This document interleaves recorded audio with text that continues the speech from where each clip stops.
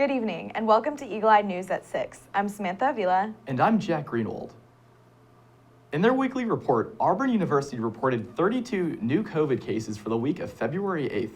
This is a significant drop from the previous week, where the university reported 94 new cases. The university's Sentinel testing program recorded only one positive result out of 550 participants. In Lee County, there have now been 8,234 confirmed cases and 88 deaths. If you suspect you have come into close contact with someone who has COVID-19, please contact the University Resource Center. Multiple Walmart locations in Auburn and Opelika, as well as the Auburn Sam's Club, will be administering COVID-19 vaccines to eligible individuals. The Alabama Department of Public Health announced Tuesday that eligible Alabamians can now receive a COVID-19 vaccine through Walmart and Sam's Club locations throughout the state. Among the locations offering COVID-19 vaccines in the area include the Walmarts on East University, South College, and Shug Jordan, as well as the Sam's Club on Bent Creek Road. To check availability and schedule an appointment, visit walmart.com/COVID-vaccine and samsclub.com/COVID. As the semester progresses and Auburn's Sentinel testing program continues, students share their thoughts on the program and Auburn's handling of the COVID-19 pandemic.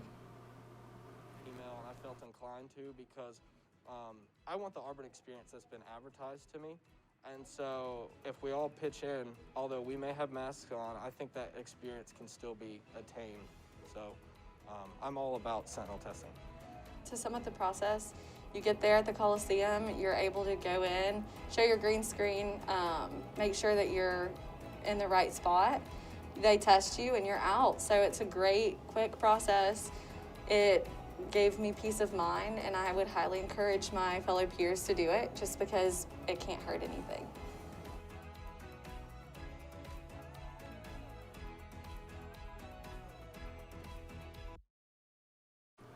The Auburn University Student Government Association is currently hosting Capitol on the Plains. The online event includes a panel of Alabama mayors from Auburn, Huntsville, Mobile, and Guntersville. They will be answering questions about their path to leadership, civic engagement, and local governance. Capitol on the Plains is being hosted via Zoom. Has been struggling to get vaccinations to mass amounts of people. They appeared at the bottom of the CDC's list of how many shots each state is getting into arms. That, however, may be changing.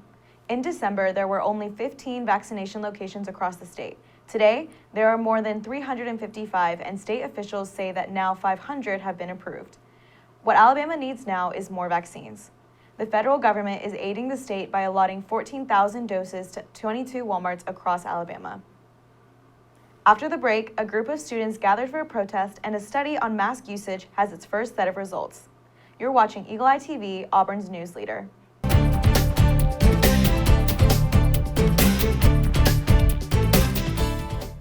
Welcome back to Eagle Eye News at 6. I'm Jenny Jordan, and tonight we have details on Auburn basketball's next game, information on the new baseball facilities, and schedules for the weekend. Auburn and Mississippi State were supposed to play earlier today at 4, but the matchup has been indefinitely postponed due to icy weather that is moving through the area this week. A makeup date for the matchup has not been set yet.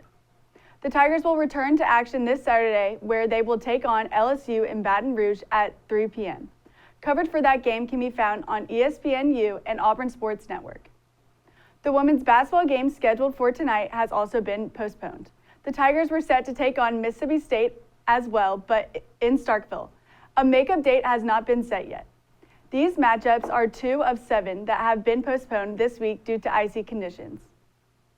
Baseball is quickly approaching, and the Tigers are excited to debut their new facilities. Over the offseason, the baseball team built a new facility built behind the right field wall of the Plainsman Park. The 10,000 square foot facility was built during the fall and was finished in early January. Eagle Eye's Andy Hewling has more on the story. Auburn baseball's opening day is quickly approaching, and fans may notice a new change behind the right field fence.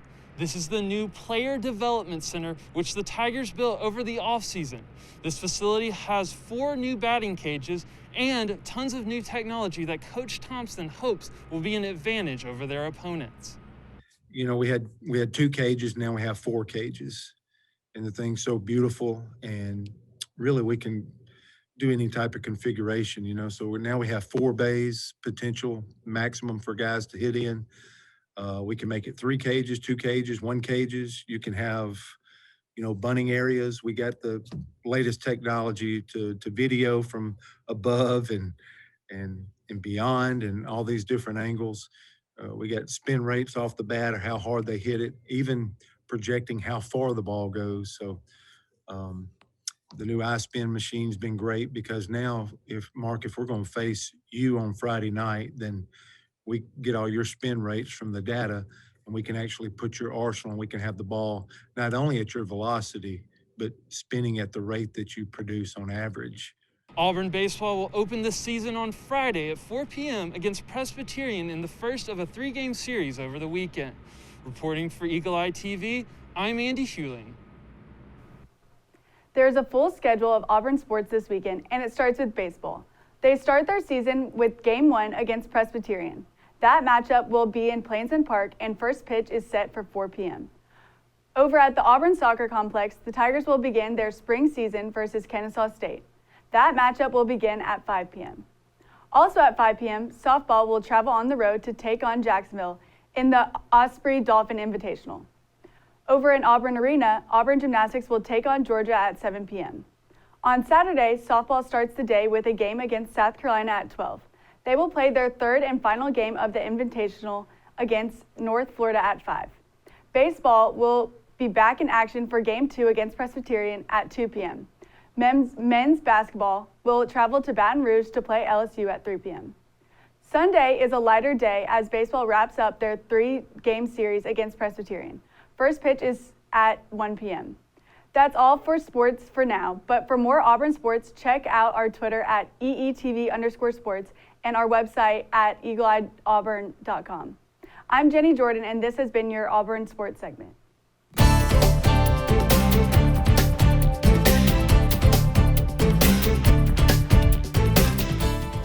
Welcome back to Eagle Eye News at 6. Class wasn't in session for a group of Auburn University students who protested in front of a noticeable building on campus. Eagle Eye reporter Lainey Mayfield has more. Protesting on campus during class hours was a must for some Auburn University students. In addition to balancing their studies and social life, the protesters you see are a part of ASAP, Alabama Students Against Prison. It is a coalition of university students from across the state opposing Governor Kay Ivey's plan to construct 3 new mega prisons in Alabama. It's a shocking plan. It's shocking in the fact that at the beginning of it, she said it was going to cost $900 million, and now it's projected to cost $3.7 billion. $3.7 billion, money that ASAP member Chloe McMahon says could go towards resources such as education. McMahon says Ivey should reconsider her plan and citizens across the state should not support the project. It's a bad deal for Alabamians. No matter where on the political spectrum you lie, it's fiscally and financially bad. The protest, which received mostly positive reviews, ended as nightfall approached. I spoke with ASAP member Morgan Duckett, who says the group decided to protest in front of Raymond J. Harbert College of Business because of Herbert's involvement in the plan. Duckett says Alabama citizens' tax dollars go more towards prison system than community resources. We spend more money incarcerating people and keeping people in prison and paying for their imprisonment than we do on mental health services in the state. Duckett says Ivey should put money into communities to prevent mass incarceration. Yeah, investing in communities and scholarships, give people educations. So that's what it means. There are many ways that you can invest in your community and not invest in means of just locking people up where they never have a chance. Reporting for Eagle Eye TV, Lainey Mayfield. Last week, Eagle Eye's AJ Rivera was joined by Dr. Bobby Woodard to discuss mental health concerns of students, the Campus Recreation Wellness Center, and more. We offer, say, counseling, psychological services online, where you can call and do that and got permission to do that online, so that we're still having been in touch with our students, but at the same time providing them with a service and programs that we have. You got to take care of your mental well-being, and we need to figure out what is the happy spot or the smooth spot for you to do that. Each individual is different. A lot of people are still worried about the COVID virus going around and the health and safety of themselves and their family members. But some people are COVID tired. if that makes any sense, is that I just want my life to go back to normal. And, you know, we know normal is not really normal for everyone. There was a lot of stuff going on in the world also, some social justice and some unrest. There was a presidential election that was kind of heated. So there was a lot going on. So for us, we want you to be able to reach out to anywhere. So first off, you can reach out to any office on this campus. It does not have to be in student affairs. They will get you in the right area. For us, you can definitely reach out to my office in student affairs or any of the other functional areas in student affairs, but you always have the Auburn Cares office and Counseling and Psychological Services, because we know how popular it is. And again, I'm gonna go back to that wellness triangle. You gotta have that physical part of it, but also the social, to talk to people. So the CDC recommends 6 feet in mask. And we know when in our campus recreation wellness center here, that if you're doing physical activity, you don't have to wear a mask. We encourage a mask, but you don't have to wear it. So we're still gonna maintain that 6-foot distance. Well, you can't play basketball with a 6-foot distance. We have a sentinel testing program. It is voluntary. If you get pulled and you go in, and it takes about 8 minutes from start to finish to do this, the more those numbers, the more people we got getting in, and our positive numbers go down, the more we can open up more facilities and open up. So I highly encourage everyone to go to sentinel testing, because as that percentage goes down, we can open more things up. Make sure to watch the full Plain Talk, which can be found on our website. The Auburn University Involvement Awards are accepting nominations through February 19th. The Involvement Awards is an annual ceremony that honors exceptional organizations, student leaders, and advisors across campus. There are 13 awards that can be won, including Most Exceptional Campus Organization, Student Leader of the Year, and Most Entertaining Campus Event. Nominations remain open until midnight on the Student Affairs website on February 19th, and winners will be announced April 13th in the Student Activity Center.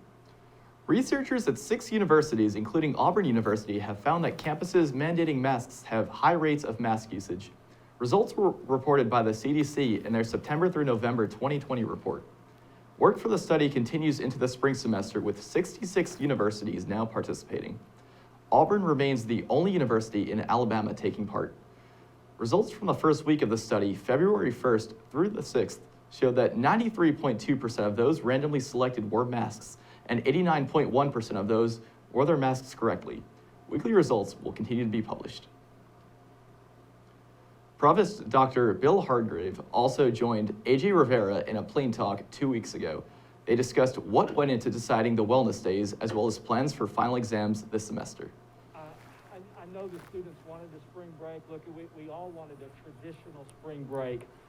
But when we had to make that decision for the calendar, which was back in the fall semester, at that time, and even right now, it's just not wise to be in a situation where people are out, where they're traveling and then coming back to campus. That we know from the fall semester, and we know from what we've seen across the country at college campuses, if we can get our students here and we can keep them around campus and keep them in the area, it's much safer on everyone. Last year, when we were planning our fall calendar, which we had to do in the summer, and we knew that our students would be taking a break at Thanksgiving, right? We were not going to keep our students here through Thanksgiving. So again, to reduce that possibility that our students went home for the holidays and then came back to campus and perhaps carried the virus with them, then we made the decision that once we broke for Thanksgiving, we would not reconvene on campus. We don't have that break in the spring. As we talked about, we don't have the spring break, so we just go ahead and continue the semester as we normally would and have finals as we normally would. We're going to take a short break, but when we come back, we have national news and our pet of the week. You're watching Eagle Eye TV, Auburn's news leader.